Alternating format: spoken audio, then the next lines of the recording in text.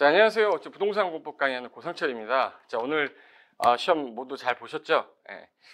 자, 이 강의는요, 우리가 기출문제 해설 강의인데, 1년간 공부를 하시고 오늘 시험을 보신 분들이 그 시험 문제가 어땠냐, 기출문제 해설 강의이기 때문에 처음 공부를 하시는 분이 보시는 강의가 아니니까 절대 오해하지 마시고 들으셔야 됩니다. 기존에 처음 공부를 하시는 분이 보시는 해설 강의가 아니에요. 그러니까 처음 공부하시는 분은 이 강의를 보시지 마시고 해설 강의 자세하게 하는 강의를 들으시고요. 오늘은 확인을 하기 위한 해설 강의라고 보시면 되겠습니다. 자, 오늘 시험 보시면서 이 해설 강의를 들으시는 분은 두 부류가 있을 거예요. 합격하신 분도 있고 가다반 체크를 했는데 점수가 아슬아슬하신 분도 있고 안 되신 분도 있을 건데, 일단 합격하신 분들은 진심으로 축하드리고요. 점수가 좀 미달이 돼서 안 되신 분들한테는 심심한 위로를 전하겠습니다. 어쨌든 결과는 나중에 합격자 발표가 날 때까지는 모르겠지만, 일단은 가다반 체크했을 때 현재 왜 이 문제가 정답인지 아닌지에 대한 가부 결정을 말씀드리는 강의이기 때문에 참고만 하시면 됩니다. 그리고 1년 동안 정말 공부하시느라 수고 많으셨고요. 저희도 열심히 강의했는데 저희가 강의하지 못했던 부분에 대해서는 우리가 만약에 이 부분은 저희가 강의를 제대로 못했다, 그러면 인정하고 그런 부분에 대해서 앞으로 저희들도 반성을 해서 더 열심히 강의하도록 하겠습니다.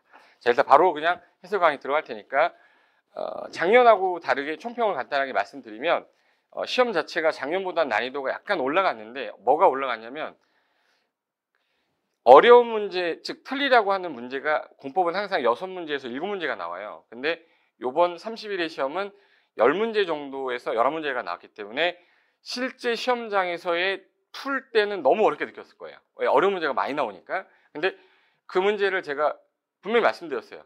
넘어가셔야 돼. 멘탈 흔들리지 말고 내가 풀 수 있는 문제 더 풀자. 넘기시고 풀었으면 30문제 정도서는 내가 맞출 수 있는 문제들이 없는데, 그거 하나하나 놓쳤을 때 점수가 안 나올 수 있기 때문에 그거만 잘 넘기셨으면 충분히 또 풀 수 있는 문제들이었다고 생각합니다. 그래서 멘탈에 흔들리지 않고 했던 분들이 거의 합격했을 거로 봅니다. 자, 일단 31회 자, 우리 문제 41번부터 바로 할게요. A형입니다. 자, A형. A형 문제인데, 이 A형 문제는 첫 번째 문제가 광역도시계 문제였었어요. 일단은 전체적인 해설을 하는 것보다는 뭐가 틀렸는지에 대한 핵심부터 설명을 드릴게요. 첫 번째 문제로 제가 나오면 광역도시계 나올 거라고 분명히 말씀드렸는데, 얘 아니면 기본계획이었는데 광역도시계 나왔습니다. 광역도시계획에서 틀린 거 찾아라. 그럼 일단 광역계획권을 지정할 때 2개 이상 도시를 묶어야 돼. 이게 같은 도면은 도지사가 묶을 거고요. 시도면은 국장이 묶을 거예요. 그러면 이제 도지사가 이제 묶었으면 같은 도 안에는 시군일 거야. 그럼 시장 군수가 같이 짜야 되는데 요청하게 되면 도지사가 수립할 수 있는 거죠. 그래서 요청이란 말이 나올 때는 요청이면 할 수 있다라고 그랬어요. 그러면 도지사는 시장 군수가 협의 거쳐 요청하면 단독으로도 수립할 수 있다. 맞죠? 맞는 지문입니다. 그다음에 2번. 공법에서 기준 나오면 항상 누구예요? 국장. 기준 나왔으니까 국장 맞고. 광역도시계획 수립을 위한 공청회는 광역계획권 단위로 하는 거죠. 광역계획권을 단위로 하는데 너무 길면 수개로 나눠서 할 수도 있다. 맞고. 근데 4번 지문에 약간 애매하게 냈는데, 국장이 광역도시계획을 수립했다. 수립하고 나서 이분이 승인 확정을 하는 거기 때문에 그 내용을 확정하면 공고한 다음에 송부를 해요. 그리고 일반인이 열람할 수 있도록 하는데, 공고를 한 다음에 직접 열람할 수 있도록 해야 된다 이러면 안 되고, 공고한 다음에 송부하고 그 송부받은 특광 특특시군이 열람을 시키는 건데 직접 한다고 그랬으니까 틀렸습니다. 그래서 정답은 4번이 되겠습니다. 그래서 답은 4번. 그리고 5번에 시도지사가 공동으로 수립을 하다가 협의 성립이 안 돼요. 그러면 공동이나 단독으로 국장에게 뭐예요? 조정 신청할 수 있다 그랬죠? 그래서 정답은 4번이 되겠습니다. 자, 42번은 되게 쉬웠었어요. 용어정의 문제였는데, 항상 단어가 나올 때 공업 기능이면 산업이고 유통물류면 유통인데, 산업하고 유통에 따른 용도지구가 뭐냐? 용어정의 물어봤잖아요. 그럼 산업, 유통, 개발기능지구 물어보는 거죠. 정답 3번이지. 용어정의라 너무 쉬워서 맞는 문제였습니다. 정답은 3번 되겠습니다. 자, 43번 같은 경우는 이게 이제 틀리라고 내는 문제였는데, 국토계획법에서 틀리라고 한 문제가 한 2문제에서 한 3문제 정도가 틀려주세요라고 아예 작정을 하고 낸 문제 중에 하나가 이 문제였어요. 기반 시설을 유발하는 시설에서 제외되는 건축물에 있는데 그 제외되는 시설이 국토개법 시행령 별표에 별도로 따로 표로 만들어져 있어요. 이거는 제가 기본서를 쓸 때도 아예 안 넣었어요. 제가 안 넣으면 전국의 모든 교수님들이 다 안 넣습니다. 안 넣습니다. 제가 교재 보고 다 쓰니까. 근데 그 안 넣는 이유가 저것까지 되진 않을 거라고 생각하니까 저것까지 외우면요. 여러분 20년 공부하셔야 됩니다. 그렇기 때문에 제 생각에는 이거를 안 낼 거라고 생각했지만 이분들은 냈어. 틀리라고 낸 거지. 이게 중요해서 낸 건 아니라는 거야. 내년에는 안 나오겠죠. 그래서 그 시설 중에서 이 농수산물 집화장은 녹간 농자 안에, 녹지지역, 관리지역, 농림지역, 자연환경 보존지역 안에 설치할 때 제외하겠다라고 돼 있어요. 근데 얘가 상업지역에 설치한다고 돼 있죠. 그럼 얘는 제외되는 게 아닌 거예요. 그래서 제외되지 않는 걸 찾아라 했기 때문에 3번인데 정답을 찾는 의미도 없습니다. 얘는 틀리라고 낸 거기 때문에 정답은 3번이었었어요. 이지하게 할 것도 없고 그냥 얘는 정답은 3번이 정확한데 우리가 배우지 않았던 문제예요. 제가 저는 솔직하게 얘기합니다. 제가 안 가르쳤어요. 그냥 나왔어. 틀리라고 한 문제입니다. 그래서 우리가 이걸 빼면 8문제 정도에서 9문제 정도, 12문제 나오니까 8개에서 9개에서 10개 맞추라고 하는 건데 우리 요게 목표니까. 그 다음에 44번 문제가 도시군 관리계획에 관한 결정에 관한 설명이다.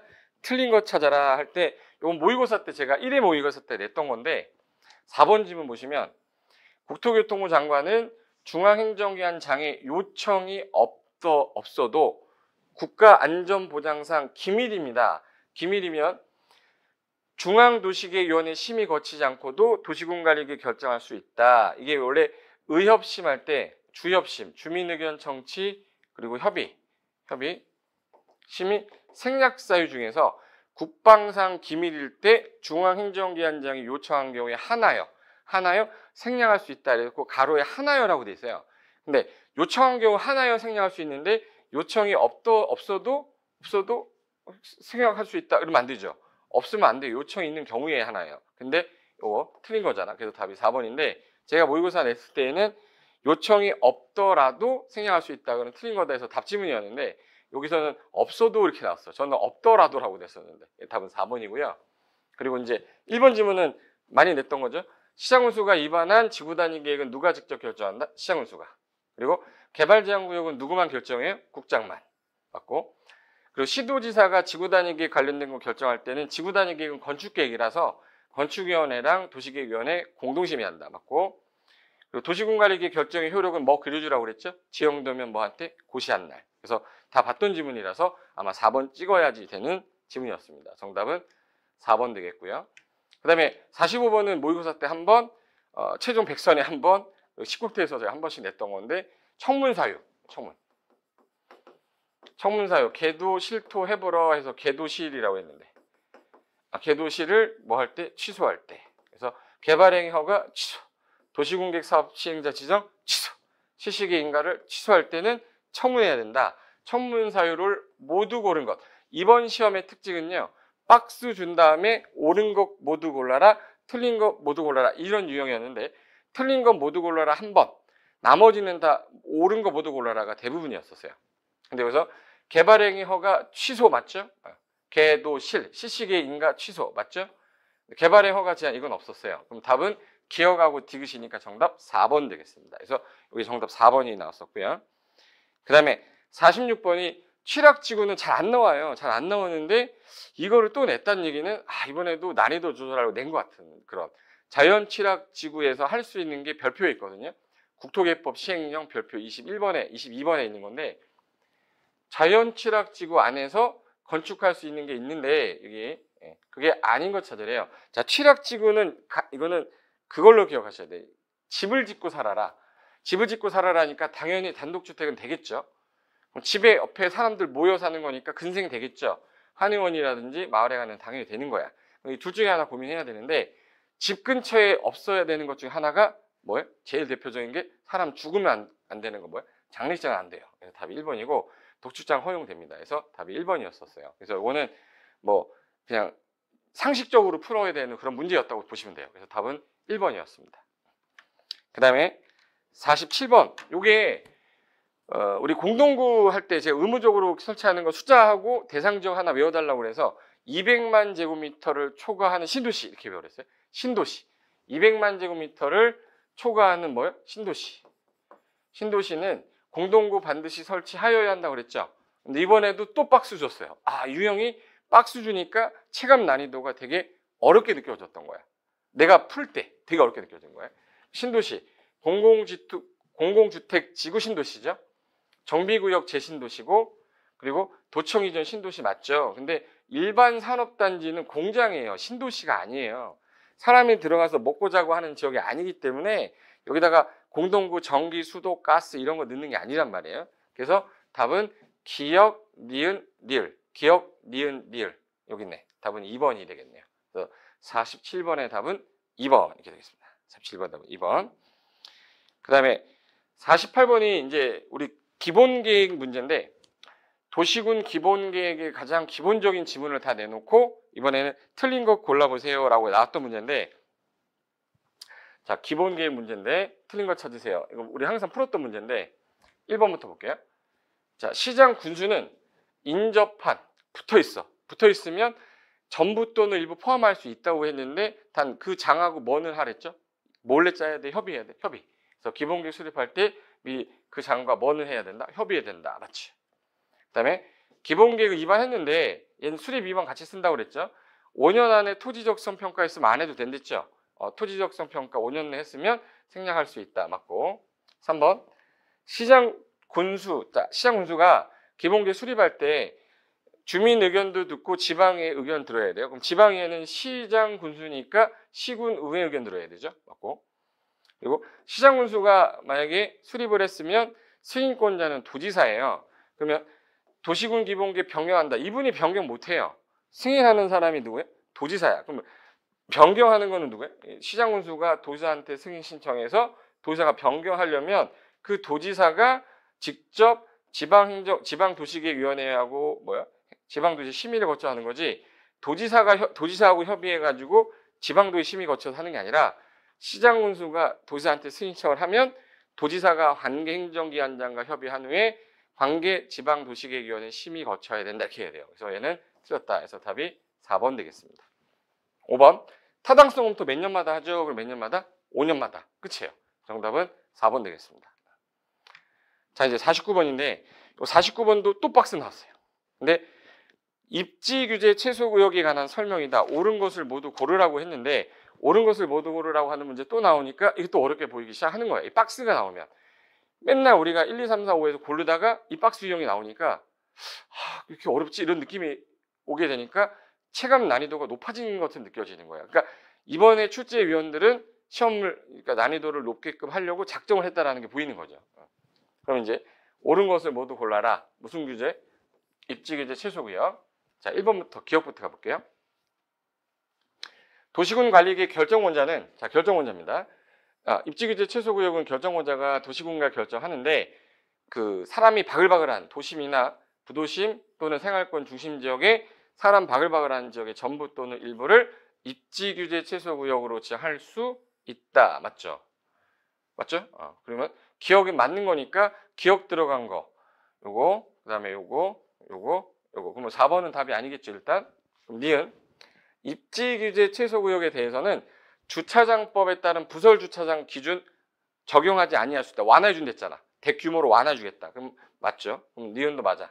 기억 니은 맞아. 그럼 니은 들어간 거 맞아요. 그럼 여기서 니은 안 들어간 거 지워야죠. 지우고, 니은 안 들어 지우고. 그럼 이제 남는 거는 뭐하고 있냐면 뭐네? 2번 아니면 5번이에요. 그럼 이제 디귿에 다른 법률에 도시군 관리계획 결정을 의제하고 있는 경우에 국토계획 법률에 국토계획법에 따르지 않고서 입지규제 최소구역 지정할 수 없어요. 무조건 도시군 관리계획으로만 지정하게 돼 있어요. 지정할 수 없다라고 돼 있기 때문에 얘는 틀린 질문이 되는 겁니다. 그러면 옳은 거 고르려 했으니까 기억 니은이니까 정답은 2번 되겠습니다. 그래서 정답은 2번. 답은 2번 되겠고, 그 다음에 50번 문제 가볼게요. 자, 이 50번은 이게 종전의 감정평가서에서 나왔던 문제랑 유사한 문제였었습니다. 일단은 개발행 허가를 신청했을 때 개발행 허가 기준에 맞으면 허가를 하고 기준에 맞지 않으면 불허가 한다 해서 허가 기준이라고 있어요. 그래서 1, 2, 3, 4, 5. 5가지 기준 중에서 숫자 하나 외워야 되는 게 면적 기준이었어요. 일정한 기준 면적에 맞으면 허가하고, 그 다음에 계획에 적정해야 돼요. 도시공원관리계획에 맞아야 되고, 성장관리 방안에 적정해야 되고, 주변 환경 훼손 우려가 없어야 됩니다. 경관이라든지 미관 훼손 우려가 없어야 된다. 그리고 그 해당 지역 기반인설이 적정하게 유지가 돼야 돼요. 기반인설이 적정할 것, 사업에 지장 주지 말 것, 지장 없을 것. 이 기준에 맞으면 허가해 주는 건데, 가격은 금액은 전혀 기준이 아닌데 그걸 가지고 낼 건데 그게 나왔어요. 여기 개발행 허가 기준에 해당하지 않는 거. 가격, 자금 조달 계획. 자, 돈이 많으면 허가를 해주고 돈이 없으면 허가 안 해준다? 이건 없어요, 기준에. 그래서 답이 1번이야.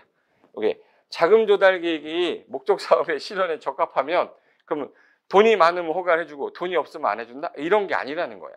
근데 여기 이번에 도시공계획에 정한 경관계획이 수립돼 있다. 그러면 계획에 맞아야 되죠? 그렇죠. 공유수면 매립이 있으면 매립 목적이 도시공계획에 맞아야죠. 토지 분할 물건을 쌓아놓는 이 행위에 인목벌채가 수반되면 안 된다. 나무를 잘라가지고 경관에서 나면 안 된다. 조례 정하는 도로 너비의 기준에 맞아야 된다. 기준에 맞아야 되지만 허가해주겠다. 근데 이거 맞는데 이거는 없어요. 그래서 답이 1번이었던 겁니다. 근데 이거는 감각이 없으면 틀릴 수 있었기 때문에 제가 한 2개에서 3개 정도는 틀릴 수 있다라고 했던 것 중에 하나가 이 문제였었어요. 자, 그 다음에 51번 문제가 성장관리 방안이라는 말이 나오면 누구 동생이라고 했죠? 지구단위계획 동생. 근데 여기서 또 박스 문제가 나오니까 이거 하나 건너뛰고 또 박스 문제고 하나 건너뛰고 또 박스 문제 나와. 그러니까 이제 난리 난 거죠. 마음이 궁둥둥둥 뛰기 시작하면서 어렵기 시작한데 마음 잘 가라앉히고 자세히 보면 오히려 오지선다보다 지문 3개 갖고 하는 게 더 쉬운 건데 막상 그래서 답을 맞히면 꽤 많이 맞게 되는 거예요. 자, 성장관리 방안을 짰다. 자, 그러면 얘는 기건은 꼭 짜야 되죠. 기건은 꼭 짜는데 기가 뭐였죠? 기반인설의 배치 규모라고 저랑 이렇게 얘기하면서 외웠잖아. 기반인설의 배치 규모 꼭 짜야 되는데 기반인설의 배치 규모에 관한 사항은 성장관리 방안에 포함되지 않을 수 있다. 아니에요. 꼭 짜라고 그랬잖아요. 그럼 얘는 틀렸잖아. 그럼 기억 들어간 거는 다 지워버려야 돼. 기억 들어간 거 다 지워. 그럼 벌써 답은 2번 아니면은 4번이 답이 되는 거니까 니은은 양쪽에 다 있으니까 맞는 지문이겠네. 그죠? 국토계획법에 따라 시가와 용도는 이거는 주상공은 성장관리 방안이 아니라 지구단위 대상이에요. 성장관리 방안 수립 대상이 아니다. 맞는 거잖아. 이거 맞는 거. 그럼 디귿만 보면 돼요. 자, 원래 계획관리가 건폐율이 40에 용적률이 얼마야? 100인데 성장관리 방안을 많이 짰다. 10%씩 완화해서 얘는 얼마? 50%까지 완화해주고 용적률은 125%까지 완화해준다고 마지막 백선 지문 할 때도 했었는데 이거 50%죠? 그러면 성장관리 방안 수립하면 50% 이하에서 조례가 정하는 건폐율을 완화할 수 있다. 이거 또 맞네. 그러면 니은하고 디귿이니까 4번이 답이 된다 해서 51번의 답은 4번이 되겠습니다. 그래서 정답은 4번 찍으셔야 돼요. 그리고 52번이 마지막 국토계획법 문제인데 국토계획법에서 유일하게 맞추라고 했던 문제 중에 하나가 이거. 조문에 가로를 주고 들어갈 말 넣으세요. 우리 기반시설 부담구역에서 설치비용 부과하는 대상 행위는 얼마 초과하는 신증축 그러면 개발 나오면 이런 개발, 이라는 게 숫자 나오면 다 몇이랬어요? 200제곱미터 초과하는 거랬죠. 200제곱 초과니까 2번이죠. 200제곱미터를 초과하는 신증축 행위다. 여기까지는 다 아셨을 거라 얘는 틀린 사람이 그렇게 많지는 않았을 것 같아요. 답은 2번 되겠습니다. 여기까지가 국토계획법 문제였고요. 자, 53번부터가 이제 도시개발법 6문제 나오는데 도시개발법이 작년보다는 난이도가 좀 쉬웠습니다. 그래서 도시개발법 정비법을 제가 다 포기하진 말고 용어 정리 앞쪽만 해도 3개는 맞히지 않겠냐 해서 포기하지 말자고 끝까지 제가 말렸던 게 이런 것 때문이었어요. 그럼 53번 문제 보시면 자, 여기서 틀린 거 찾는 건데 틀린 거 환지 방식에 대한 설명인데 틀린 거 찾아라. 자, 지정권자 1번 개발 사업을 환지 방식이 시끄러워서 개발계획 수립할 때는 동의 얻어야 돼요. 면상이 총 2분의 1 얻어야 되는데 국지조는 동의 안 얻는댔죠. 국지조는 동의 안 얻는다. 지자체는 동의 안 얻는데 시행자가 지자체면 동의받을 필요가 없다. 맞네요. 이렇게 해야죠. 틀린 거 아니죠. 2번 시행자는 채비지는 사업비용 충당용으로 사용 수익에다 뭐 둬도 돼요? 처분. 예정지로 지정되면 처분도 되니까 환지 예정지가 지정되면 충당을 위해서 뭐도 가능해요? 처분도 가능하다. 맞네. 맞네. 3번. 개발구역의 토지에 대한 지역권. 자, 지역권인데 이게 다른 자리로 가게 되면 안 따라가기 때문에 땡 치면서 소멸한다고 했어요. 땡. 환지 처분 공고가 뭐 하는 때? 끝나는 때. 땡 치면서. 행사할 이익이 없어지면 환지 처분 공고된 날이 뭐 하는 때? 끝나는 때 소멸한다. 맞죠? 제가 이거 문제를 뭐 어제 본 것도 아니고 그저께 본 것도 아니고 아까 1시간 전에 문제집 받아서 지금 저도 푸는 거잖아요. 제가 뭐 이걸 갖고 있다가 푼 게 아니잖아. 맨날 했던 말을 다시 보는 것 뿐인데 뭐 문제를 뭐 제가 뭐 미리 알고 있었던 것도 아닌데 왜 넌 이렇게 빨리 푸냐 그게 아니라 우리 했던 문제들이에요 다. 그리고 4번. 자, 지자체가 개발사업, 자, 전부를 환지 방식으로 하게 되면 너희들이 해라. 지자체가 할 때 지자체가 시행자가 하는 거는 지자체가 작성하는 거를 규정이라고 그러고 조합이 작성하는 거를 정관이라고 하고 토지 소유자가 작성하는 걸 뭐라고 그러죠? 규약이라고 그래요. 그러면 얘는 지자체가 작성하는 거니까 규정을 작성한다. 맞죠? 맞는 거고. 그다음에 5번. 행정청이 아닌 시행자가 우리 기본서 할 때 환지계획 작성하다가 변경이 생기면 다시 인가받는데 하필 분필은 소유권의 변경이 없기 때문에 경미해서 인가받지 않는다 해서 하필 분필일 때는 인가받지 않는다라고 해서 제가 요거만 현관펜 치고 한 번만 읽어두세요 했던 게 이 놈이었어요. 정답 지문은 5번 되겠습니다. 그래서 정답은 5번. 그래서 53번 답은 5번 되겠습니다. 자, 54번.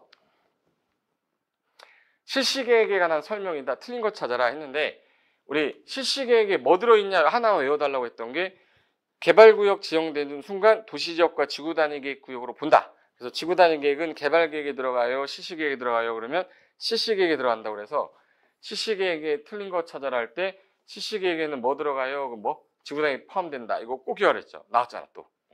2번. 개발법은 다 지정권자가 인가권자입니다. 그럼 지정권자인 국장이 실시계획을 작성한대요. 그럼 밑에 있는 애 의견 들어야 되죠. 밑에 누구 있어요? 시도지사랑 대장. 밑에 시도대장의 의견 들어라. 맞죠? 3번. 지정권자가 시행자 아니야. 그러면 이제 누구한테 인가 받아야 돼요? 지정권자. 그러면 시행자면 작성된 실시계획 누구한테? 지정권자한테 인가를 받아야 된다. 맞죠? 그리고 요 실시계획 인가가 나면 지구단위계 결정된 거나 마찬가지니까 도시군가에 결정된 거로 본다. 기존의 도시군가리 내용과 저촉이 되면 이 결정된 내용으로 변경된 거로 본댔죠. 그러면 실시계획 내용 중에 국토기획법에 따라 도시군관리계획으로 결정하여야 하는 사항이 종전의 도시군관리계획 결정된 사항하고 저촉이 됐어요. 그러면 종전의 도시군관리 결정된 사항이 우선은 종전께 적용돼? 아니에요. 이번에 결정된 내용으로 변경된 거로 본다 얘기죠. 종전께 아니라 변경된 것으로 본다. 이번 결정된 걸로. 그래서 답이 4번이 되겠네. 5번. 실시계획 인가받으면 이 법에 따른 다른 법률에서 인허가 의제된다고 그랬죠. 그래서 얘도 인허가 의제될 수 있다 해서 맞고 정답은 4번 되겠습니다. 자, 이번에는 55번은 조합은 항상 나온다고 그랬으니까 조합은 준비하고 갔잖아. 우리가 준비를 다 하고 갔기 때문에 맞췄을 겁니다. 자, 옳은 거 찾는 건데 틀린 거 4개 찾아내면 돼요. 자, 1. 도시개발구역 개칠이라고 해서 개칠이 구역 안에 토지 소유자 7명이 면상이 총 2분의 1, 면적 3분의 2와 총수 2분의 1 동의 얻어서 이 법은 다 누구한테? 지정권자한테 인가받으면 동의 안 해도 자동조합원이죠. 근데 거기서 미성년자도 조합원은 되나? 임원은 안 된댔죠. 그러면 토지 소유자가 미성년자면 조합원은 될 수 없어요? 조합원은 되는데 뭐가 안 된댔어요? 임원이 안 된댔지. 조합원은 될 수가 있는데 뭐가 안 된다? 임원이 안 된다. 틀렸네. 됐고. 자, 조합원은 보유토지 면적과 관계없이 평등 의결권을 갖는 거 맞아요. 그래서 공유를 하고 있어. 10명이 공유하면 10명한테 각각 의결권이 있어요. 대표자 1명이야? 대표자 1명이죠. 공유자별로 의결권이 있는 게 아니라 공유자 중에 대표자 1인이 의결권이 있는 거죠. 1인이. 틀렸고. 3번. 조합은 개발구역 전부를 환지. 그럼 전부 나갔다 전부 들어오면 니들이 해라. 토지 소유자 조합 니들이 해라. 니들이 시행해라. 그럼 조합이 시행자가 될 수가 있다. 맞네요. 정답은 3번 되겠네요. 이해되셨죠? 네. 그리고 4번. 조합 설립의 인가를 신청할 때 동의요건 면적 3분의 2. 면상이 총 맞았니? 2분의 2 빵! 했었잖아. 면적 3분의 2. 총수 2분의 2. 바꿨었네. 곡선기. 그렇고 5번 토지 소유자가 조합 설립 인가 신청에 동의했어요. 항상 철회는 항상 전에 하라고 그랬어요? 후에 하라고 그랬어요? 전에. 전에 철회하면 동의자 수에서 뭐 한다? 제외. 그러면 인가 신청에 동의했는데 이후에 인가 신청하기 전에 동의를 철회하였더라도 동의자 수에 포함되어 제외. 포함되지 않는다. 제외. 그래서 답은 3번만 맞고 다 틀렸네요. 자, 그 다음에 56번 가겠습니다. 56번은 이제 우리 좀 쉬웠던 문제네. 개발구역 해제는 제가 그림 그리면서 말씀드렸던 건데 가로 안에 들어갈 숫자를 바르게 나열한 거 그럼 해볼게요. 자, 개발구역 지정했는데 그 다음에 개발계획 수립하는 경우에는 다음에 규정된 날에 다음날 해제된 거로 본다. 우리가 구역 지정하고 나서 개발계획 짜는 거 1년 개발 그랬지. 1년 개발. 몇 년 주죠? 2년. 2년 이내 되는 날까지 안 하면 그 2년이 되는 날에 다음 날에 해제되는데 330만 이상이면 5년으로 한다. 맞고. 그 다음에 개발계획이 수립고시 됐으면 몇 년 주죠? 3년이 될 때까지 시식의 인가를 신청하지 않으면 3년이 되는 날에 다음 날. 다만 330만 이상이면 몇 년으로 가죠? 5년. 그러면 2, 3, 5. 2, 3, 5니까 답이 2번이 되겠네요. 답은 2번. 그 다음에 57번은 우리가 연습 많이 했던 거. 57번 그 총회 의사결정을 해야 되는데 너무 많으면 대연회를 둘 수 있고 대연회가 총회 의사결정을 대신해 주지만 중요한 거는 반드시 총회를 개최해라. 그래서 선생님 개정되면 환장합니다. 그래서 요 5가지는 반드시 총회 개최해야 되고 대연회가 못한다고 그랬죠. 그러면 여기서 대연회가 총회 권한을 대행할 수 있는 거니까 이 5가지는 못하니까 5가지를 지워야 돼요. 그러면 조합 임원의 선임은 못하니까 선임 지워야 되고 그 다음에 개가 뭐냐 개발계획 수립 변경 지워야 되고 정관의 변경 지워야 되죠. 네. 그리고 환지계획 변경인데 환지계획이 아니라 환지 예정지를 써놨네. 그리고 합병예산은 지워야 되는데 요거 4번이네. 4번. 환지 계획의 변경이지 예정지가 아니에요. 환지 계획의 변경이에요. 환지 계획의 변경이지 예정지가 아니기 때문에 환지 계획은 반드시 총회 개최하는 건데 예정지가 아니죠. 그럼 예정지는 대행할 수가 있겠네. 그러면 답이 4번이 되는 거죠. 정답 4번. 자, 그 다음에 58번 가겠습니다. 자, 58번은 이거 틀리라고 된 문제 중에 하나가 요거였습니다. 도시개발법에서 얘는 손대지 마세요 했던 건데 비용 부담에 대한 설명인데 옳은 것을 모두 고르시오라고 했는데 옳은 거. 자, 지정권자가 시행자가 아니면 지정권자한테 준공검사 받아야 돼요. 근데 그게 통신시설 설치래요. 그러면 준공검사 전에 완료가 돼 있어야 돼요. 준공 받고 나서 통신 들어와야 돼. 전에 돼야죠. 그러면 특별한 사유가 없으면 준공검사 신청일까지는 완료가 돼 있어야 됩니다. 맞죠? 기억은 맞는 거니까 기억 들어가지 않은 거는 지워버리셔야 돼. 2번 아니고 4번 아닙니다. 니은 전부환지 방식으로 사업을 시행하는 경우에 전기시설에 지중선로 설치를 요청했다. 이거 지중선로 설치 요청하게 되면 원래는 반반인데 요청하게 되면 공급자는 3분의 2고요. 요청한 자 같은 경우는 3분의 1을 제시해야 돼요. 2분의 1이 아니라 각각 2분의 1이 아니라. 그래서 이거 틀렸네. 이건 틀렸고. 디귿 지정권자인 시행자는 그가 시행한 사업으로 이익을 얻는 시도에 사업하는 바람에 시도가 이익을 얻으면 전체 비용을 다 베낄 수는 없어도 일부는 부담시킬 수 있어요. 그래서 전부는 아니고 뭐만? 일부만. 틀렸네. 이것도. 답이 몇 번이겠네요? 1번이 답이 되겠네요. 그래서 58번의 답은 1번이 되겠습니다. 자, 이제 59번부터는 이제 정비법으로 넘어갔어요. 정비법으로 넘어가면서 이제 정비법에서는 이제 3문제 정도가 조금 난이도가 좀 있었고 3문제 정도는 좀 풀 수 있었습니다. 거기 도시 및 주거환경 정비법령상 공사 완료 조치에 따른 설명인데 틀린 것을 모두 처음이 합니다. 처음. 옳은 것 고르려다가 이번에는 틀린 것만 모두 고르래요. 또 박스예요. 이제 문제 풀면서 이게 또 박스 나오니까 이제 지겹잖아. 이제 벌써. 틀린 거 골라보겠습니다. 자, 정비사업의 효율적인 추진을 위해 필요하다. 그럼 정비사업에 관한 공사가 전부 완료되기 전이라도 완공된 부분은 준공인가 자, 완공이 됐어요. 이 완공된 부분만 준공인가 받아서 토지, 대지 건물 분양받을 자에게 이전 허용해 주겠다고 돼 있어요. 이거 맞는 거예요. 맞는 거야. 그럼 이제 틀린 거 아니죠. 그럼 기억 있는 거 고르면 안 돼. 기억 있는 거 고르면 안 돼요. 그러면 이제 기억 있는 거 지울게요. 2번 아니면 5번 답입니다. 확률은 5대 5입니다. 5대 5. 니은 준공인가에 따라 정비구역 지정이 해제됐어. 자, 사업이 끝나서 구역이 해제됐다 해서 조합이 없어지진 않아요. 조합은 정당하게 해산 절차를 거쳐야 돼. 더 받은 애, 덜 받은 애에서 해산해야 되기 때문에 해산된 거로 본다고 하지 않고요. 정당한 절차, 해산되지 않는다고 되어 있습니다. 니은 틀렸으니까 골라야 돼요. 근데 고를 필요 없는 게 니은 양쪽에 다 있네. 그냥 맞는 거지. 왜 이거 고민할 필요 없죠. 그 다음에 D. 디귿은 정비사업에 관하여 소유권 이전 고시가 있을 날부터 등기가 없더라도 저당권 등 다른 등기할 수 없다. 자 봐요. 소유권 이전 고시가 있을 날부터 다음날 소유권 확정이 되지만 등기할 때까지는 다른 등기 못한다. 타등기 제한된 됐잖아요. 타등기 제한돼. 다른 등기 할 수 없다라고 돼 있어. 틀렸네. 얘도 골라야 되니까 답은 5번이 되는 겁니다. 그래서 답은 5번이니까 정답은 5번 되겠네요. 그 다음에 60번 보겠습니다. 자, 60번은 이거는 좀 약간 난이도가 약간 있는 것처럼 보이게 했는데 중요한 건 아닌데 뭐 다시 출제될 것 같지는 않아요. 이게 정비구역 지정을 위한 정비계획 위반을 하는 경우에 조사 확인하여야 하는 사항이 있어요.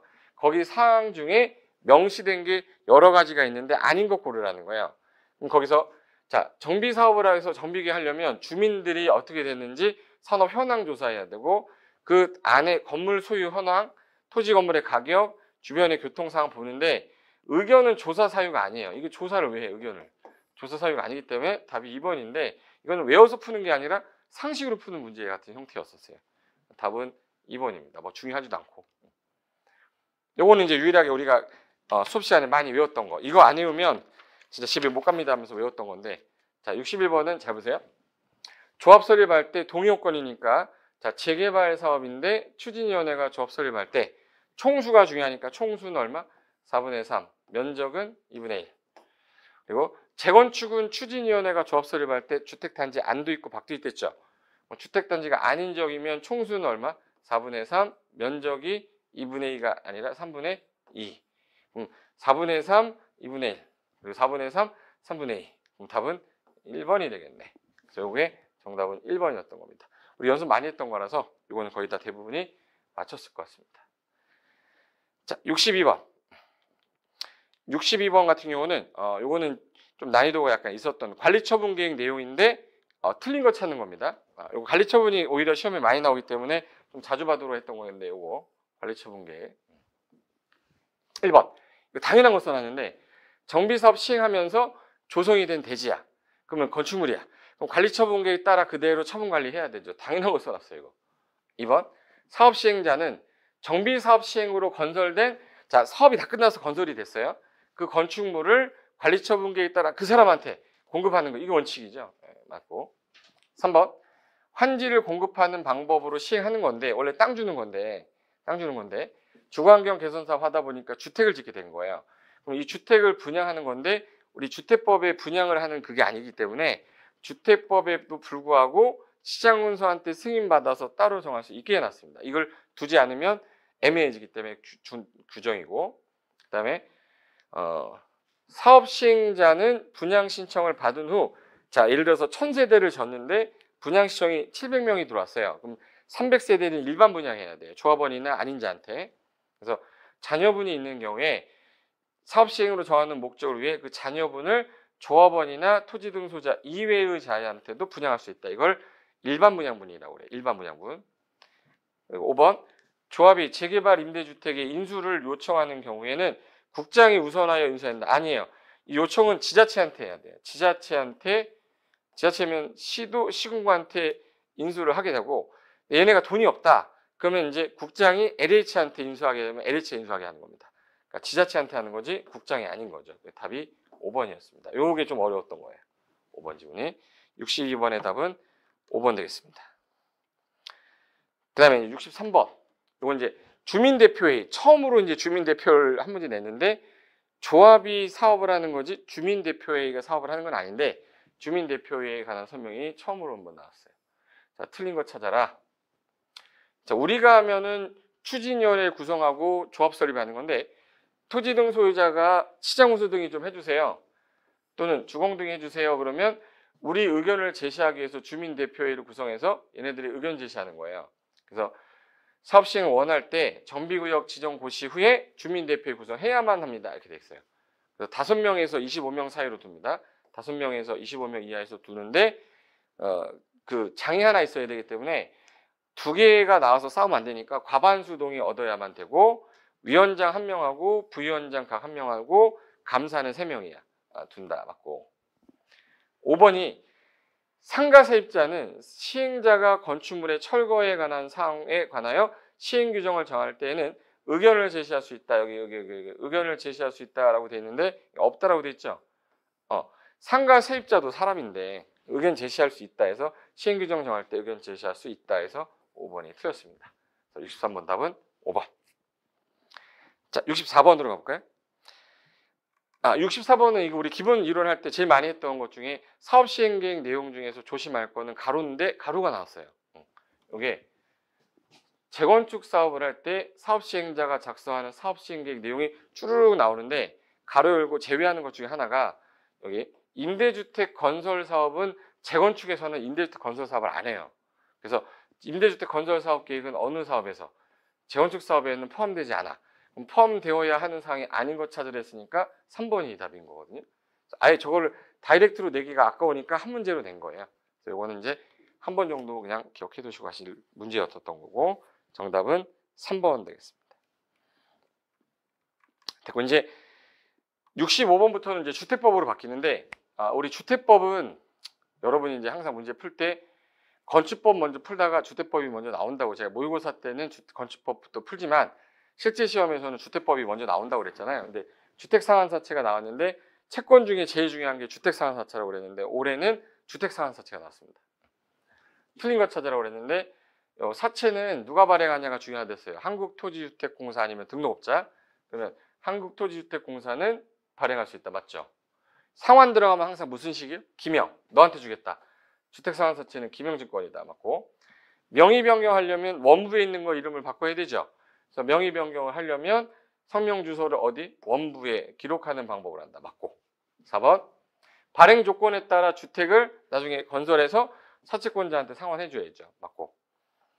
등록업자는 못 믿으니까 지급보증 받으라는 이유는 등록사업자가 등록이 말소되더라도 등록사업자가 발행한 사채에는 영향을 미치지 않는댔죠. 효력 상실하지 않습니다. 왜? 지급보증 받은 회사가 알아서 해주기 때문에. 그래서 상실하지 않는다라고 해야지. 답은 5번. 우리 문제 많이 풀었던 거죠. 이거는 답은 5번이었습니다. 자, 66번. 요거는 좀 약간 난이도 있었어요. 66번은 공동주택 리모델링에 관한 설명이다. 틀린 것. 요거는 약간 난이도 있었던 건데 틀린 거 찾는 겁니다. 1. 입주자 대표회의가 리모델링 한다 그러면 전원동의 얻어야 돼요. 리모델링 하려고 할 때 개요, 설계 개요, 공사비, 그 분담 비용 명세 적혀 있는 결의서에 이 전원동이라는 거 요거 받아야 되고요. 2번 공동주택의 입주자가 공동주택을 만약에 입주자들이 하겠다.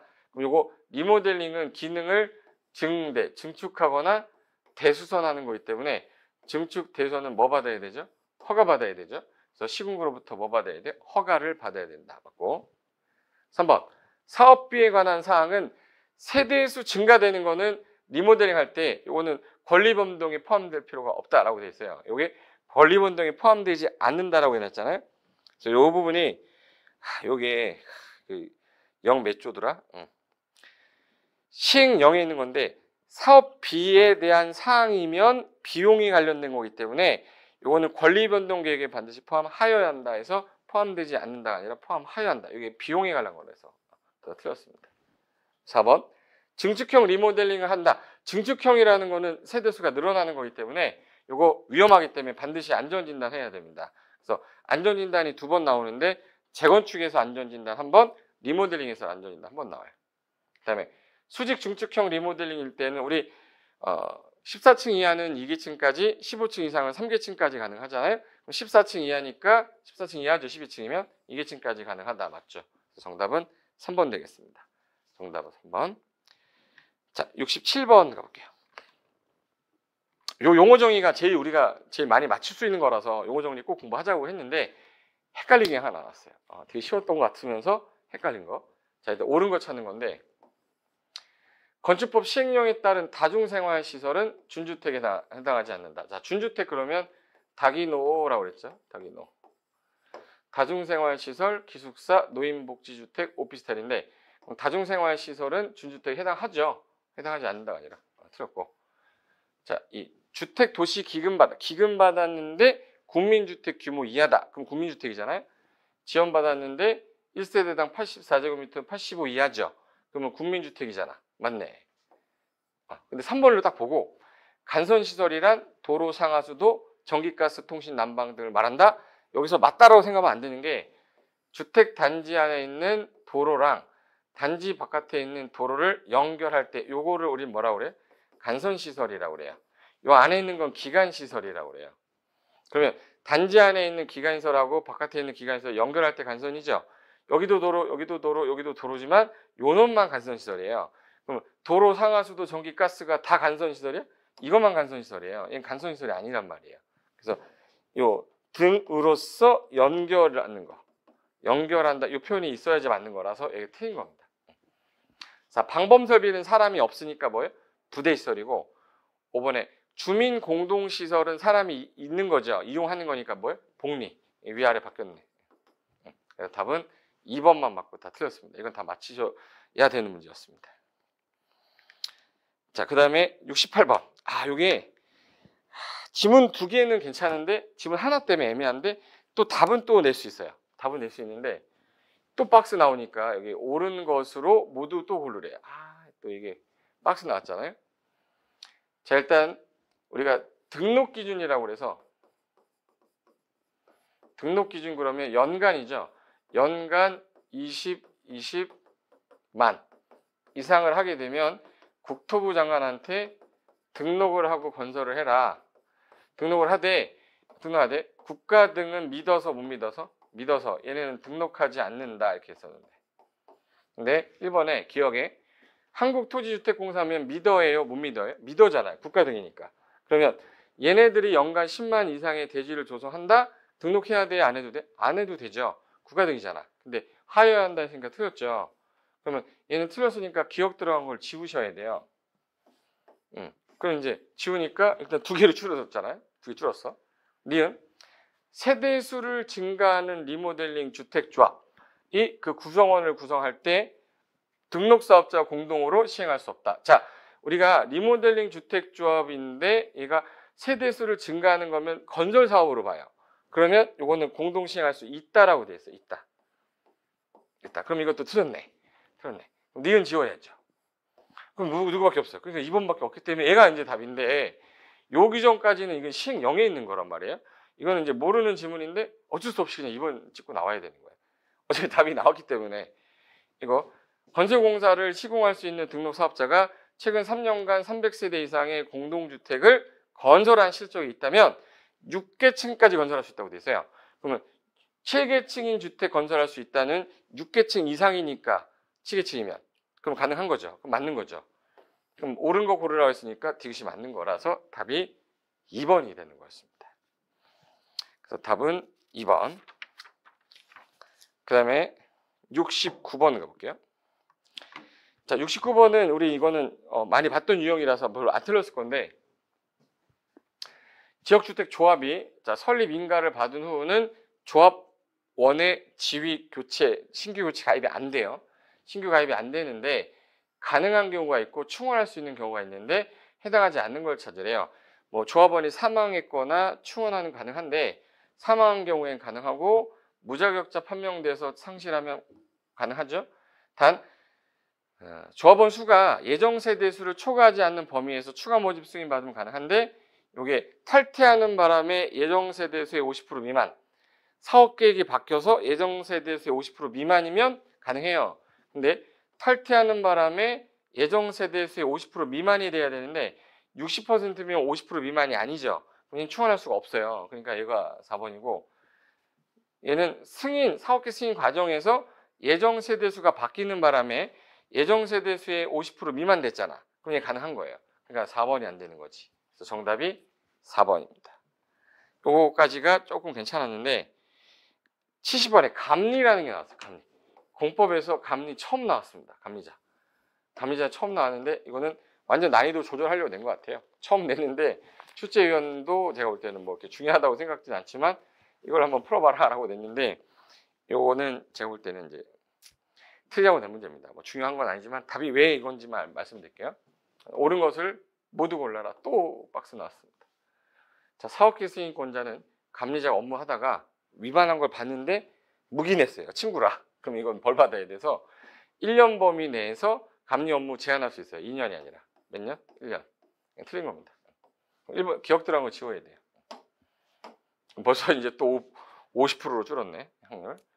자, 니은 설계도서가 해당 지형 등의 적합한지에 대한 확인하는 거 대표적인 업무 중에 하나입니다. 이거는 업무입니다. 맞고. 안 읽어도 돼. 다 니은 들어갔네. 괜히 했네 이거. 디귿. 감리자는 업무를 수행하면서 위반 사항을 발견했다? 그럼 이거 시공자하고 사업주체한테 알려줘야 돼요. 통지해놓고 사업계 승인권자한테 보고 드려야 돼요. 7일 안에. 맞습니다. 답 5번입니다. 여기까지. 그 답은 5번이었어요. 그리고 마지막 71번이 이제 주택법의 사업계획 승인과 관련된 내용인데 그 옳은 것을 모두 골라라 해서 박스가 또 나왔어요. 그래서 박스가 자꾸 나오니까 어렵게 보이는 겁니다. 모두 골라라 했는데 볼까요? 옳은 거 모두 골라라. 모두. 자, 기억. 대지 조성 사업계획 승인을 받으려는 자는 사업계획 승인 신청서에 조성한 대지 공급 계획서를 첨부. 이건 당연한 거예요. 대지 조성 사업계획 승인을 받겠다. 승인권자한테 어떻게 조성해서 공급할 건지 승인권자한테 제출하는 거야. 법조문 그대로입니다. 이거 맞고. 니은 등록사업자는 동일한 규모의 주택을 대량으로 건설한다. 이게 중요한 게 동일한 규모로 대량 건설한다. 이거를 표본설계 도서를 만들어야 돼요. 그거를 시도가 아니라 국장한테. 국장에게 도서를 작성 제출해 승인받을 수 있다. 그래서 니은 틀렸습니다. 니은 들어간 거 지우고 기억 들어간 거. 그럼 디귿만 보면 되겠네. 지방공사가 사업 주체입니다. 지방공사 사업 주체인데 건축물의 설계와 용도별 위치를 변경하지 않는 범위에서 배치 조정하겠다. 사업계획 변경 승인 받지 않아도 된다고 돼 있어요. 요거는 예를 들어서 설계 변경 위치 안 하면 이거는 사업계획 변경 승인 안 받아도 된다 해서 맞는 거예요. 기억 디귿이니까 답은 3번 되겠습니다. 여기까지가 일단 주택법 문제였고요. 건축법 문제로 가고 있습니다. 자, 72번은 건축법령상 우리가 적용을 해야 되는 건 대지 면적이 200제곱미터 이상인 대지에 건축하면 주변에 뭘 해야 돼요? 나무 심어야 돼요. 적용해야 됩니다. 다만 안 하는 게 있는데 여기서 적용을 해야 되는 건축물을 찾아라. 안 해도 된다 그러면 내가 한번 지어볼게요. 축사 누구 좋으라고 해요? 안 해도 되죠. 가설 건축물은 3년 뒤에 없어지니까 안 해도 되죠. 그리고 녹간농자는 온통 나무를 안 해도 돼. 여기까지는 지웠어요. 그리고 물류시설이 연면적 1,500 미만이면 안 하지만 주거상업은 제외예요. 무조건 주거상업 무조건 하는 거야. 그러면 물류고 뭐고 상업적 무조건 해야 돼요. 공장이 대지 면적 5,000 미만이면 안 해도 되는데 2,000이면 5,000 미만이니까 얘 안 해도 되겠죠. 그럼 답은 1번이 되는 거죠. 그래서 여기에 적용해야 되는 거. 그래서 답은 1번입니다. 그러니까 물류시설은 작은 거는 안 해요. 연면적 합계 5,000 미만, 1,500 미만이면. 근데 가로 열고 주거상업은 제외니까 걔는 1,000이든 2,000이든 3,000이든 규모 관계없이 주거상업은 무조건 하는 거예요. 그러니까 적용해야 되는 거는 1번이 해당이 되는 겁니다. 됐고 73번. 협정에 관한 설명인데 옳은 거를 찾아라. 자, 협정인데 옳은 거 찾아라. 이게 조금 약간 어려울 수 있는데요. 자, 옳은 거. 1. 해당 지역의 토지 건축물 소유자. 원래 그 지역 토지 소유자, 건축물 소유자, 지상권자 전원합이 있어야 돼요. 근데 여기서 지상권자가 반대하면 협정 체결할 수 없습니다. 토지 소유자, 건축물 소유자, 지상권자 전원 합의가 있어야 돼요. 틀렸습니다. 2번. 건축협정 체결 대상 토지가 둘 이상의 시군구에 걸쳤다? 시도의사한테 하는 게 아니라 이 둘 이상 시군구 걸칠 때 과반이 속하는 자한테 인가받는 거예요. 됐고, 협정 체결자는 인가받은 협정을 변경한다? 인가받고 변경하면 다시 인가받아야 돼요. 다시 인가. 그러면 과반수 동의받는 게 아니라 인가권자한테 신고가 아니라 다시 인가받아라 이렇게 해야 돼. 다시 인가. 틀렸고. 자, 협정 폐지 요때만 과반수 동의 얻어 하는 거예요. 전원 동의가 아니라 과반수 동의 얻어서 다시 인가받아라 이렇게 해야 돼요. 4번 틀렸고. 5번. 요거 아셔야 돼.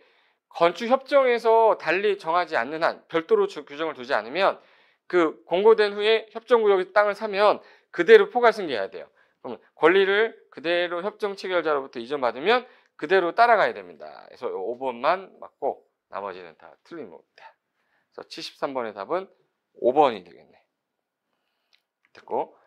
자, 74번. 자, 이번에도 건축법도 용어 정리 꼭 나오죠. 그 한 문제가 또 나왔는데 그 한 문제가 옳은 거 찾는 건데 답은 쉬웠습니다. 자, 우리 건축에는 신축, 증축, 개축, 재축, 이전.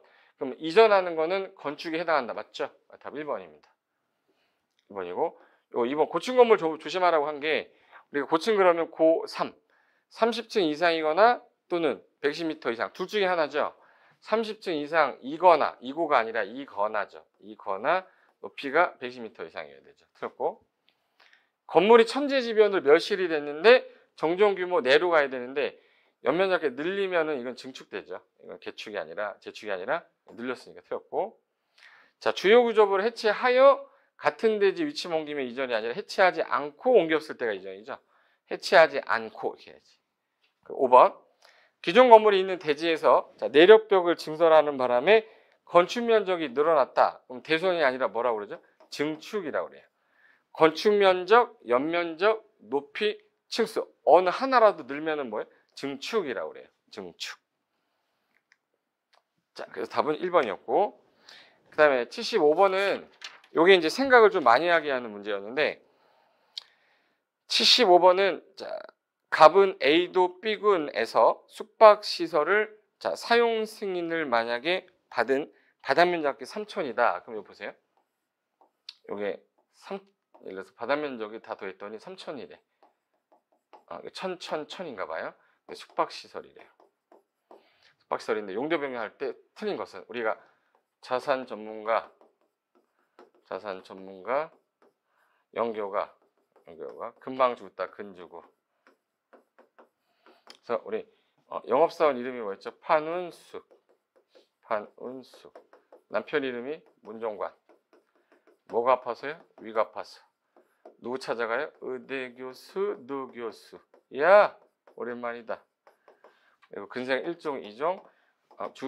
주거 업무는 단독주택, 공동주택, 업무시설, 교정 군사시설. 그 밖에가 똥식물 관련 시설이죠. 그리고 위로 가면 뭐 받는 거예요? 위로 가면 허가. 밑으로 가면 신고. 같은 거는 기재 변경인데 이게 바닥 면적 합계가 100제곱미터 이상인데 허가든 신고든 얘는 사용 승인 받아야 되고, 이게 500 이상인데 허가 사유면은 건축사가 설계해야 되죠. 근데 여기서 문제가 보시면 1번부터 볼까요? 1번 문제 볼까요? 자, 의료시설로 용도 변경을 한다. 그러면 용도 변경 신고해라. 자, 지금 현재 숙박시설인데 의료시설이면 밑으로 가는 거잖아요. 그럼 얘는 밑으로 가는 거니까 뭐예요? 신고. 1번 맞고. 2번 종교시설로 간다. 위로 가는 거죠. 그럼 뭐 받아야 돼요? 허가. 그러니까 얘는 허가 받아야 되니까 맞고. 3번이 갑이 바닥 면적 합계 1000제곱미터 부분만, 만약에 이게 1000이야. 이게 숙박인데 요거만 뭘로 간대요? 요거만 업무시설로 바꾼대요. 그럼 요거는 사용 승인 받지 않아도 된다. 자, 숙박인데 업무로 가면 요걸로 가는 거죠. 업무로 가는 거니까. 그럼 업무로 가면 신고인데 바닥 면적이 1000이라 했죠. 바닥 면적이 지금 1000. 그러면 바닥 면적이 100 이상인데 신고면 사용 승인 받아야죠. 사용 승인 받지 않아도 된다 했으니까 틀렸죠. 답은 3번이 맞네. 4번. A 도지사는 자, 특광도지사는 도시공계획이나 지역계획상 필요하면 밑에 있는 시군구의 허가를 제한할 수도 있고 착공 제한할 수도 있죠. 맞고. 비군수는 갑이 판매시설과 위락시설로 복수용도로 변경한다. 이거 숙박인데 이거를 판매로 바꿀 수도 있고 위락으로 바꿀 수도 있어. 두 개 용도로 바뀌게 되면 이거는 심의 거쳐야 돼요. 그때는 지방건축위원회 심의 거쳐서도 허용이 가능합니다. 맞고. 답은 3번 되겠습니다. 문제가 약간 난이도가 좀 있었죠. 문제 하나가. 자, 그 다음에 76번.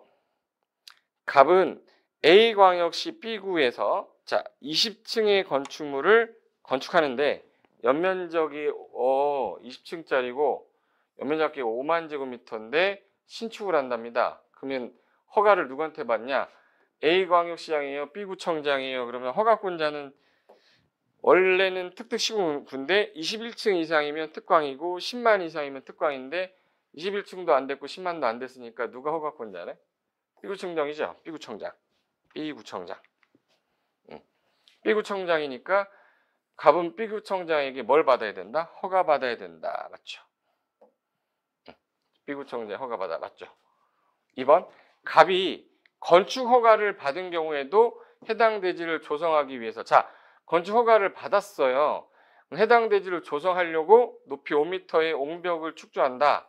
그러면 따로 공작물 축조 신고한다. 아니에요. 지금 현재 이 건물 짓겠다고 해서 지금 허가를 받았어. 그 다음에 여기다가 공작물을 축조한대요. 그럼 이게 건축물에 딸린 거죠. 건축물에 딸린 거는 뭐가 아니에요? 공작물이 아니라 건축물이에요.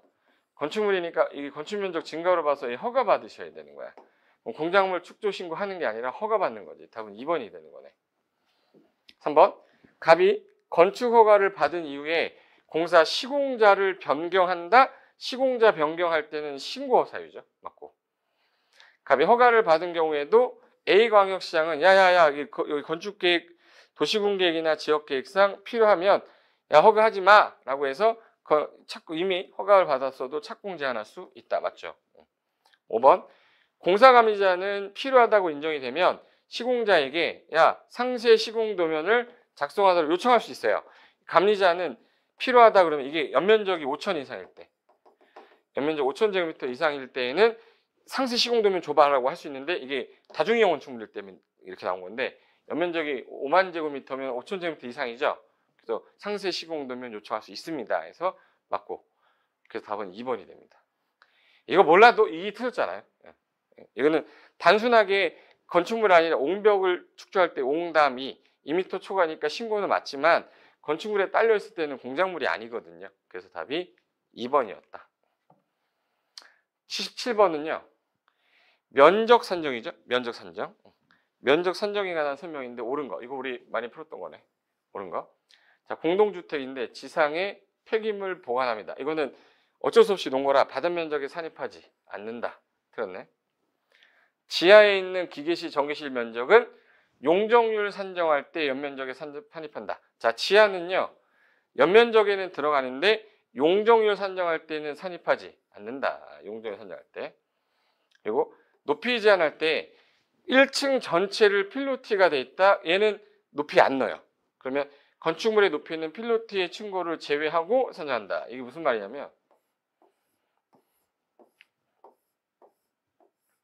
우리가 높이 산정할 때 지표면에서 상단까지 이걸 높이라고 해요. 이게 높이인데 1층을 여기 이렇게 전체를 필로티로 했잖아요. 그럼 이 부분의 높이는 뺀다고 돼 있어요. 그럼 이 높이까지가 높이가 되는 거예요. 그래서 1층 전체를 뭘로? 1층 전체를 필로티로 돼 있으면 제외하고 산정한다. 맞죠? 정답 3번이 되겠네. 그리고 4번 건축물의 층고. 층고는 아래층 바닥 구조체 윗면에서 위층 바닥 구조체 윗면까지. 그래서 위, 아래, 윗 이랬죠. 윗. 그래서 윗, 아로 나오면 틀린 거라고 그랬는데 이게 나왔네. 방의 바닥 구조체 윗면에서 위층 바닥 구조체 아랫면이 아니라 윗면까지. 틀렸고. 5번 건축물의 부분에 따라 층수가 다르면 그 중에 가장 많은 층수와 적은 층수를 평균하는 게 아니라 그냥 많은 층이 층수입니다 라고 했죠. 가장 많은 층을 뭐로 한다? 층수. 정답은 3번 되겠습니다. 됐고 요 78번이 건축법에서 이제 7문제 나오는 것 중에서 틀려라는 문제가 3개 나왔는데 그 중에 하나가 얘예요. 이거는 완전히 틀리라고 하는 문제. 이거 맞출 수가 없습니다. 이거 견본주택 관련된 거는. 그래서 거기 78번에 신고 대상 가설 건축물인데 이 견본주택의 경우에 옳은 거 고르랬어요. 모두 골라봐라.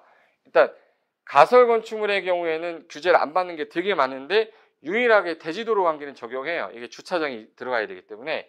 그래서 대지도로 관계는 적용이 됩니다. 그래서 이거 맞는 거고. 견본주택의 존치기간 우리 가설 건축물은 3년인데 공사용 가설 건축물은 공사가 완료할 때까지예요. 근데 견본주택은 분양 완료일까지다 이런 말 없어요. 분양이 뭐 6개월에 끝나면 그 바로 철거하냐 이거 아니에요. 그래서 이거는 아니고 틀렸고. 견본주택이 2층 이상이면 감리자 지정해야 된다. 이런 규정은 없고 감리자 대상이 아니에요. 가설건축물 자체가. 그래서 얘도 틀렸고. 답은 1번 기억인데 이거는 우리가 공부한 적도 없고 배운 적도 없잖아. 그래서 제가 아예 손도 못 댔을 겁니다. 이건 솔직하게 얘기하는 거죠. 이거는 뭐 외워서 풀 수도 있는 것도 아니었습니다. 그래서 78번 답은 1번이고 솔직하게 저는 강의 한 적 없습니다. 이거. 근데 농지법이 워낙 쉬웠죠. 농지법은 딱 모르겠으면 농 4번 찍으라고 그랬잖아. 제가 백선 마지막 할 때. 근데 8번, 80번이 4번이었는데 답이. 얘 너무 쉬웠던 게 농업진흥지역은 도, 관, 농. 자, 도시역은 주, 상, 공, 녹. 일단 농업진흥지역은 주상공에서는 지정할 수가 없죠. 그래서 녹간농자를 대상으로 하되 서울특별시의 녹지는 제외한다고 그랬어요. 특별시의 녹지를 제외한 녹간농자 대상이라 서울특별시의 녹지지역을 지정할 수는 없다 해서 답이 1번이었었죠. 이거는 다 맞췄을 거고요. 요 80번 마지막 문제인데 제가 모르겠으면 4번 찍으랬잖아. 농지법은. 4번이 답이었는데 왜 4번이냐. 농지 임대차는 3년 이상으로 하되 이번에 개정되면서 단연생 식물 5글자라 5년으로 개정됐으니까 3년 5년으로 외우고 가라고 그랬는데 10년으로 틀렸죠. 3년이에요. 3년. 그래서 농지 임차인이 농작물의 재배시설로 비닐하우스를 설치했다. 임대차 기간은 몇 년 이상으로 한다? 3년. 단연생 식물이다 그러면 5년으로 한다죠. 10년 아니죠. 일단 답은 4번인데 몰라도 4번 찍어야지. 그리고 60세 이상 농업인이면 그런 농업에 기여한 바가 많기 때문에 자기가 거주하면서 5년 이상 농사를 지었으면 임대 가능합니다. 그리고 임차한 임차인이 농지를 정당한 사유 없이 농사 안 지어? 그러면 임대차 하지 마. 종료 명할 수 있습니다. 그리고 임대차 계약은 우리 확인도다 해서 확인도다 들어본 적 있어요? 확인도다. 원래 등기해야 대항력 갖추는데 등기가 없더라도 임차인이 농지를 시군면장한테 확인을 받고 그 농지를 인도받으면 그날 다음날 대항력 갖춘다 했죠. 확인도다 맞고. 5번 농지 임대차 조정위원회에서 작성한 조정안을 임대차 계약 당사자가 수락하면 그 당사자 간의 계약 체결된 내용으로 보는 거예요. 몰라도 제가 모르겠으면 농4라고 그랬잖아요. 농지법 몇 번 찍으라고요? 4번. 그래서 답은 4번이었습니다. 여기까지. 그래서 40문제 이렇게 해서 끝났는데 제가 이번 30일에 시험 문제 보면서 작년과 난이도가 상당히 올라갔다라는 거는 유형이 약간 달라졌고 박스 유형이 많이 났기 때문에 난이도가 높게 느껴진 겁니다. 난이도가 높게 느껴졌는데 막상 또 이게 자세하게 풀다 보면은 답은 또 보여서 풀 때는 되게 점수가 안 나올 것 같은데 점수가 나온다고 제가 분명히 모의고사 보면서 점수가 올라갈 거예요. 그러니까 끝까지 마킹 다 하시고 나와서 그 다음에 점수 마치고 난 다음에 생각하시라고 얘기했는데 시험 끝나고 나서 답안 나오기 전까지 막 욕하고 막 난리도 아니었을 겁니다. 그렇게 나왔을 건데 제 말은 끝까지 들으셨어야지. 본인만 그런 게 아니라 다른 분들 다 그랬어요. 지금 공법을 강의하시는 모든 선생님들이 이렇게 나올 거라고 예상을 못하죠. 우리가 출제위원도 아니고 신도 아닌데 어떻게 합니까? 우리는 최선을 다해서 여기 정도까지 보고 가세요라고 우리 선생님들 다 그렇게 강의했던 분들이 계셨기 때문에 선생님들한테 다 욕하지 마세요. 저도 욕하지 마세요. 저라고 뭐 제가 면피하려는 거 아니고 다른 선생님도 욕하지 마시고 저희도 열심히 한 거고 여러분도 열심히 했는데 출제위원들이 그렇게 내셨던 거고 우리는 최선을 다한 겁니다. 그게 잘 됐든 잘 되지 않았든 올해는 이렇게 마무리 진 거고요. 다시 또 내가 다시 도전을 해야 되는 상황이라면 내년에는 이런 경험을 바탕으로 해서 다시 더 좋은 결과 있게끔 한 번 더 노력해 보겠다. 이런 마음가짐으로 시작하시면 좋겠습니다. 자, 이렇게 해서 빨리 제가 1시간 만에 빨리 이 시험 문제가 뭐가 틀렸는지 설명드렸는데 처음 공부하시는 분이 많이 보셨다 그러면 한 바퀴 돌고 두 바퀴 돈 다음에 기출문제 강의할 때 제가 자세하게 다시 설명하는 그 강의 들으시면서 보시면 되고 지금까지 강의한 거는 1년간 공부를 같이 하셨던 분들한테 빨리빨리 설명을 드렸던 겁니다. 이해되셨죠? 자, 1년간 수고 많으셨고요. 오늘 시험 보느라고 수고 많이 하셨으니까 이 강의 보느라고 또 수고하셨고 푹 주무시고 다음에 또 뵐 수 있는 기간이 되면 그때 뵈고요. 합격하신 분은 제가 실무자 강의를 하고 있기 때문에 저는 이제 계약서 강의도 하고 부동산 뭐 관련된 브리핑 강의나 디벨로퍼 강의 뭐 이런 것들 하니까 실무자 강의할 때 다시 봐서 맥주 한잔 듣는 그런 좋은 시간 가졌으면 좋겠습니다. 자, 정말 수고 많으셨고요. 다음에 기회 되면 뵙겠습니다. 좋은 선생으로 기억해 주십시오. 수고하셨습니다.